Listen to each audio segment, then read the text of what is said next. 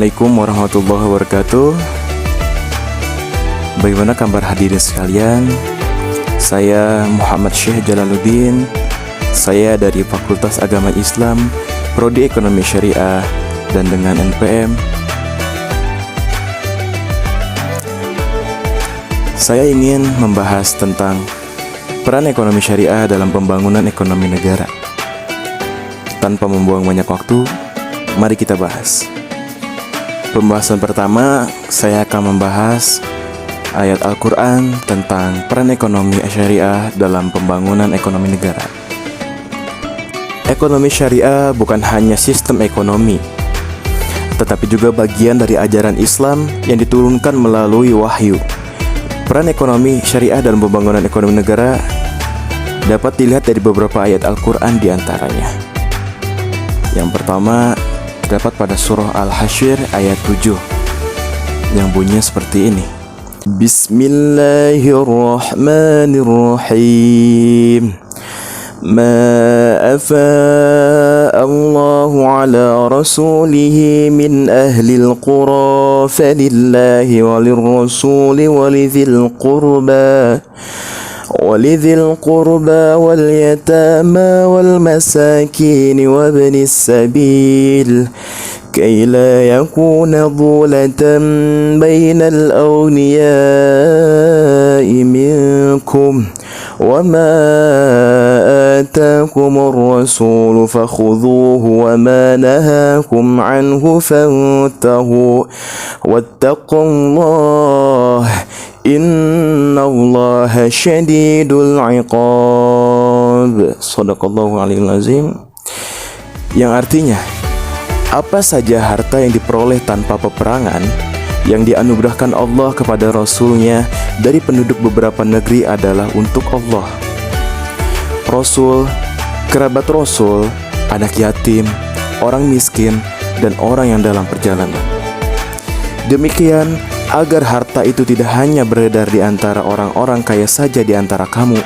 Apa yang diberikan Rasul kepadamu terimalah, apa yang dilarangnya bagimu tinggalkanlah. Bertakwalah kepada Allah, sesungguhnya Allah sangat keras hukumannya. Kutipan yang diambil ada pada kaila yakuna dzulatam bainal awliya'i minkum, yang artinya demikian agar harta itu tidak hanya beredar di antara orang-orang kaya saja. Pada surah Al-Hasyr ayat 7, ayat ini menekankan pentingnya distribusi kekayaan yang merata agar tidak terjadi ketimpangan sosial. Prinsip ini menjadi dasar dari sistem ekonomi syariah yang menekankan keadilan distribusi melalui instrumen seperti zakat dan wakaf. Khudh min amwalihim shadaqatan tutahhiruhum wa tuzakkihim biha wa shalli 'alaihim inna salataka sakanun lahum wallahu sami'un 'alim. Ambillah zakat dari harta mereka guna menyucikan dan membersihkan mereka, dan doakanlah mereka karena sesungguhnya doamu adalah ketentraman bagi mereka. Allah Maha mendengar lagi Maha mengetahui. Kutipan pada ayat ini terdapat pada ayat awal, yaitu khudh min amwalihim shadaqatan tutahhiruhum wa tuzakkihim biha wa shalli 'alaihim. Ambillah zakat dari harta mereka guna menyucikan dan membersihkan mereka, dan doakanlah mereka karena sesungguhnya doamu adalah ketentraman bagi mereka. Allah Maha mendengar lagi Maha mengetahui.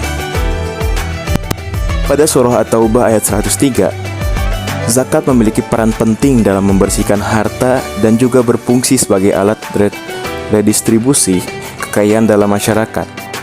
Ini dapat mengurangi kemiskinan dan meningkatkan kesejahteraan sosial. Pada pembahasan kedua adalah tentang tema ekonomi, yang di dalamnya terdapat peran zakat, wakaf, dan perbankan syariah dalam pembangunan ekonomi. Yang pertama adalah zakat. Zakat adalah salah satu rukun Islam yang memiliki fungsi sosial ekonomi yang besar dalam konteks pembangunan ekonomi. Yang pertama, mengurangi kemiskinan. Zakat digunakan untuk membantu mustahik agar bisa mandiri secara ekonomi. Yang kedua, distribusi kekayaan yang adil. mengalirkan dana dari orang kaya kepada yang membutuhkan. Yang ketiga, mendorong konsumsi produktif. Zakat bisa digunakan untuk modal usaha mikro.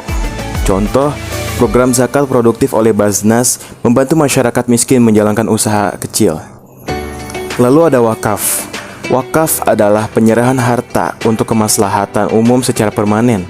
Perannya dalam pembangunan ekonomi adalah membangun infrastruktur sosial seperti rumah sakit, sekolah, dan lembaga pendidikan. Mendukung usaha ekonomi umat melalui wakaf tunai atau wakaf aset untuk modal usaha syariah. Lalu memberdayakan ekonomi umat. Wakaf tanah bisa digunakan untuk pertanian atau pembangunan pasar syariah. Contoh, wakaf tunai untuk mendirikan rumah sakit Islam atau kampus berbasis wakaf. Ada perbankan syariah. Syariah beroperasi tanpa bunga atau riba dan menggunakan prinsip bagi hasil, sewa ijarah, atau jual beli murabahah.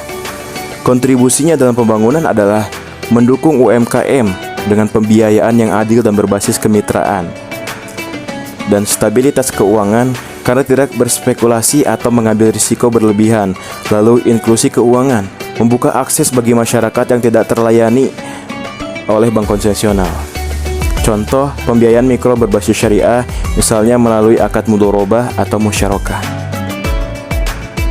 Baik, kesimpulan dari pembahasan kita tadi adalah ekonomi syariah menawarkan sistem yang adil, stabil, dan berorientasi pada kesejahteraan sosial.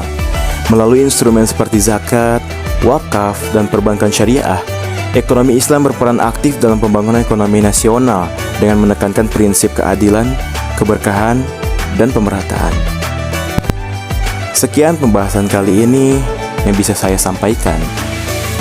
Mohon maaf bila ada kata-kata yang kurang berkenan di hati. Saya Muhammad Syekh, izin pamit undur diri. Sampai jumpa di lain waktu. Wassalamualaikum warahmatullahi wabarakatuh.